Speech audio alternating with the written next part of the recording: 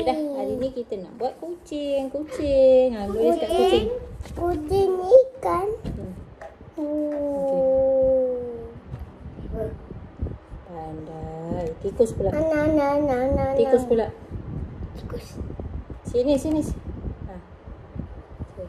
Dia nak makan. Okey, pandai.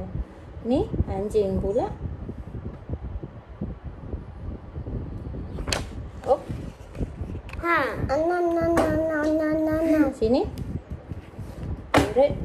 Ayat. Parrot dengan Arnab. Yeay, dah siap. Nah. Pandai lagilah.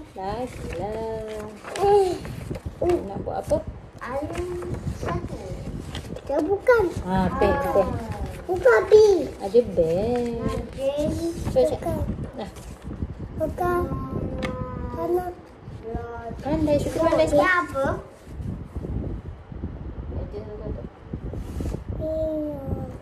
Najis malas.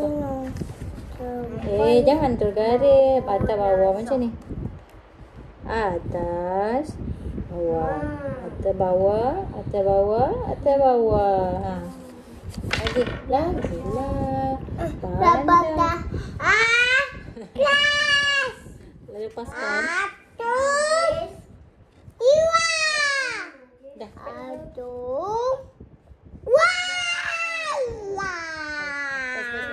Yelah, dah aku bagi cerit dah. Ni. Dah cerit dah. Ni sini. Sini. Cepatlah. Tempat yang Bengkok. Ni bengkok. Cepat nanti bear tak nak kawan. Okey dah. Ha, dah. Bengkok. Sebanyak 7 Pandai. kali. Tak pandai. Sana. Tadi kata nak beli robot.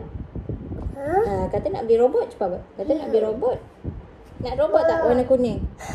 Ya, cepat. Mana? Okey, boleh. Kat teluk Intan. Okey. Cepat tulis dulu. Boleh? Cepat. Jom, ibu dah siap. Jom. Bengkok.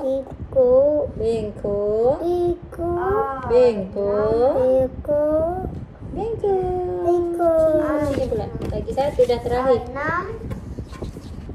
Bengkok.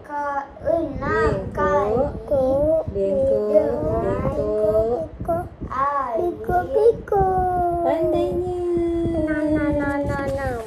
Syukri buat. Nanti tak Syukri buat. Berjaya ibu. Tak nampak sebab dia tak tekan. Ibu orang berjaya. Okey. Alah ibu jangan.